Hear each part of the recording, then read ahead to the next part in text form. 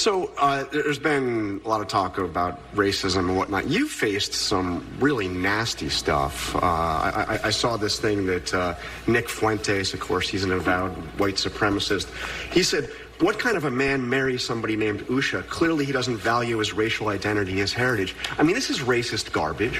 Yes, it is. But this is also a guy that dined with Donald Trump at Mar-a-Lago during this campaign. It was at this point that JD Vance was faced with the same dilemma that many other Trump ass-kissers have faced. Do I stand up for my wife, or do I defend Donald Trump? Let's see what James David went with. Well, that Donald Trump doesn't know anything about and frankly doesn't care for. But yeah, look, my attitude to these people attacking my wife is she's beautiful, she's smart. What kind of man marries Usha? A very smart man and a very lucky man, importantly. And my view is, look, if these guys want to attack me or attack my views, my policy views, my personality, come after me. But don't attack my wife. She's out of your league. But, I mean, that dinner that Trump had, and of course it was Kanye West, the guy that's praised Hitler, who arranged it all. That was back a year and a half ago, and Trump still hasn't given a full-throated denouncement of this guy who said that terrible stuff, but he said, I mean, he's a white supremacist. Look, I think President Trump has issued plenty of condemnations on this. The one thing that the one thing I like about Donald Trump, John, is that he actually will talk to anybody, but just because you talk to somebody doesn't mean you endorse their views. And look, I mean, Donald Trump spent a lot of quality time with my wife. Every time he sees her, he gives her a hug, tells her she's beautiful, and jokes around with her a little bit.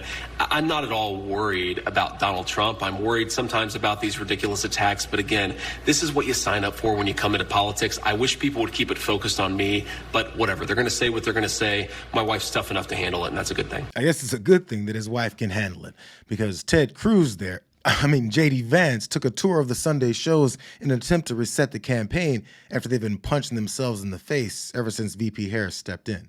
Yeah, because he did say that any Jewish person who voted for Joe Biden should be ashamed of themselves. I want to move on. But he's made similar comments about a lot of different groups of people, Dana. I don't think anybody could look at the presidency and the conduct of Donald Trump and say, this is a person who's somehow anti-Semitic. And I think whether you're Jewish or not, you should be looking at the record of Joe Biden. He had dinner with Nick Fuentes, who is an avowed anti-Semite. Dana, you should look at the record of Joe Biden. Pay attention to the political trick of simply stating his opinion about Trump not being a bigot, but couching it in terms like, I don't think anyone can look at the conduct of Donald Trump and say this guy is a bigot. Even though, oddly, the same guy Trump had dinner with can look at him and happily say that he's a bigot. They're trying to cram this down our throat, these people that are not like us. You know what Americans want? It's pretty clear when they elected Trump. Trump got up there and he didn't say, hi, we're going to bring the workers of the world unite. You know, black, Hispanic, and white workers for populism. Let's unionize DoorDash. Trump went up there and said, they're bringing drugs, crime, they're rapists. You know, he said, I'm calling for a shutdown of Muslims coming into America. You know, we're going to say Merry Christmas. He was like this close to saying the N-word. You know, like, that's what Americans want. That's what this guy talks like us. He's our hero. He said, I'm your voice. So just because JD Vance can't look at Trump and see that he's a bigot anymore, because he definitely did before it was politically beneficial for him to say the opposite, just because he claims not to see it doesn't mean many others don't. Again, this guy didn't just insult JD's wife, but also his kids. JD Vance also has a non-white wife, an Indian wife, and a kid named Vivek. All his kids have Indian names. So it's like, what exactly are we getting here? And that's not a dig at him just because I'm a racist or something. But it's like, who is this guy really? Do we really expect that the guy who has an Indian wife and named their kid Vivek is going to support white identity? This guy has a non-white wife and a kid named Vivek. This guy is going to be a defender of white identity? I don't think so. This guy's going to defend American identity? If he does, it's going to be no better than any of these other civic nationalists like Vivek Ramaswamy. How else could you countenance American identity if you have a mixed up family like that? Trump's confusion over VP Harris's ethnic background also matches up with his buddy Fuentes and his frustration with those mixed up families. JD had to answer for that too. I can't believe I have to ask you this, but I do, because Donald Trump has been attacking Kamala Harris's racial identity. He has not been, but ask your question. Well, he questioned her racial identity. He said a number of years ago she happened to turn black. Her father is Jamaican. Do you believe Kamala Harris is black? I believe that Kamala Harris is whatever she says she is, but I believe importantly that President Trump is right that she's a chameleon. She pretends to be one thing in front of one audience. She pretends to be something different in front of another audience. Look, Dana, she's not running a political campaign. She's running a movie. She only speaks to voters behind a teleprompter. Everything is scripted. She doesn't have her policy positions out there. She hasn't answered why she wanted to ban fracking, but now she doesn't. She wanted to fund police, but now she doesn't. She wanted to open the border, but now she doesn't. She should have to answer for why she presents a different set of policies to one audience and a different set of policies to another audience. And I think that's what President Trump is getting at. This is a fundamentally fake person. She's different depending on who she's in front of. Not a single mention of why the former president doesn't believe Kamala Harris is black. Just a quick redirection to reeling off a list of grievances that they have with her, and by the way, still not acknowledging that she's black. And the reason that it's important is because voters have been notified by their angry and hateful comments that they simply don't respect anyone that doesn't fit into their small understanding of what they are. You can't represent people that you refuse to understand. It's a big head nod to their worldview that makes them think they can dictate based solely off of their rationale rather than legislate for a very diverse country, which is one thing that they really hate about America. Carol Carty said she was almost a childless dog lady because she didn't happen to meet the right person until she was 40 years old.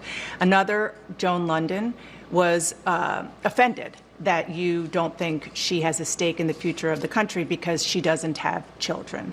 What do you say to key voters like that, Republicans, swing voters? Sure. Who are put off by your views? Well, what I would say, Dana, is if you look at what I said in context, the Harris campaign has frankly lied about what I actually said. I'm pro-family. I want us to have more families, and obviously sometimes it doesn't work out, sometimes for medical reasons, sometimes because you don't meet the right person.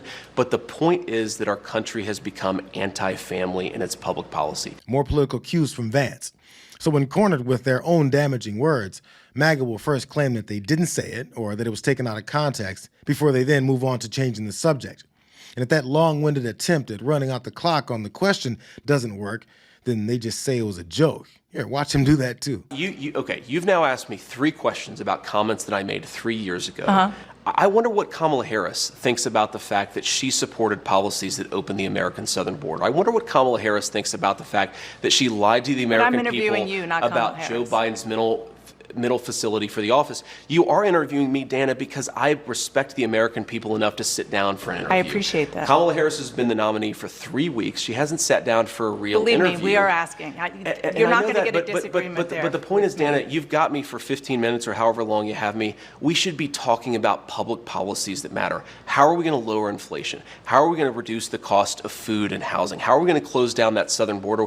We've talked so little about that. We've talked a lot more about a sarcastic remark I made 3 years ago. He changed the subject and then said he was being sarcastic. Was his sarcasm taken out of context or was it contextual sarcasm? But one major thing, Dana Bash wasn't able to replay the real reason JD was bashing people without kids as childless cat ladies that was nowhere near sarcastic or joking. When you go to the polls in this country as a parent, you should have more power. You should have more of an ability to speak your voice in our democratic republic than people who don't have kids. Let's face the consequences and the reality.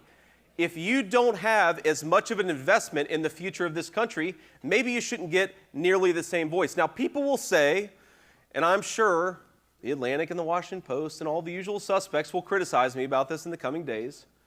Well, doesn't this mean that non-parents don't have as much of a voice as parents? Doesn't this mean that parents get a bigger say in how our democracy functions? Yes, absolutely. Yeah, that must have been JD's stand-up special where he jokes about people without children having less of a say in our democracy.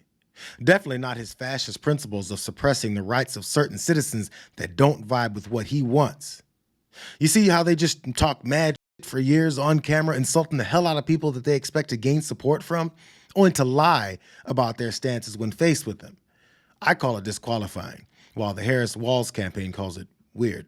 Something that Governor Walz has called you and Donald Trump, and that is weird. Sure. And it is taken off. The New York Times reports that when Donald Trump was asked about it, he said, not me. They're talking about JD. Well, certainly they've levied that charge against me more than anybody else, but I think that it drives home how they're trying to distract from their own policy failures. I mean, look, this is fundamentally schoolyard bully stuff. They can accuse me of whatever they want to accuse me of. I accept their attacks, but I think that it is a little bit of projection, Dana. If you think about just take a couple of days ago. Tim Walz gives this big speech. He's been announced as the VP nominee. And I remember when I had just been announced as the VP nominee, I gave my big speech and I saw my wife and I gave her a big hug and a kiss because I love my wife and I think that's what a normal person does. Tim Walz gave his wife a nice, firm Midwestern handshake and then tried to sort of awkwardly correct for it. He couldn't stick to the plan to take the high road while saying that Walz is a schoolyard bully. He couldn't help but to say, well, Tim is weird too. He gave a handshake to his wife. We'd never do anything weird and awkward like that. Thank you, Fantastic stuff, man. Fantastic stuff. You go sit down, honey.